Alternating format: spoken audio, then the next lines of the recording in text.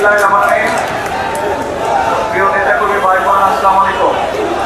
আজকে শহীদ রাষ্ট্রপতি জিয়াউর রহমানের 45তম শাহাদাত বার্ষিকী।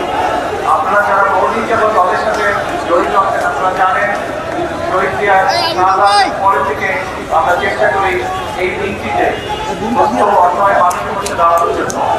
আমরা প্রতিবারের মতো সাহায্যের চেষ্টা করেছি। এরকম অনেকগুলো জায়গায় মানুষের বিভিন্ন জায়গায় দুস্থ অসহায় মানুষ যারা আছে, আমাদের যতটুকু আমাদের পক্ষে সম্ভব, যত জোরে জোরে সম্ভব আমরা চেষ্টা করেছি। আপনাদের কাছে আমার আহ্বান থাকবে, কিন্তু দলের পক্ষ থেকে নয়, আপনাদের যাদের যাদের পক্ষে সম্ভব ব্যক্তিগত উদ্যোগেও চেষ্টা করবেন মানুষের অসহায় মানুষের কাছে দাঁড়ানোর জন্য। এটাই শহীদ জিয়ার শিক্ষা।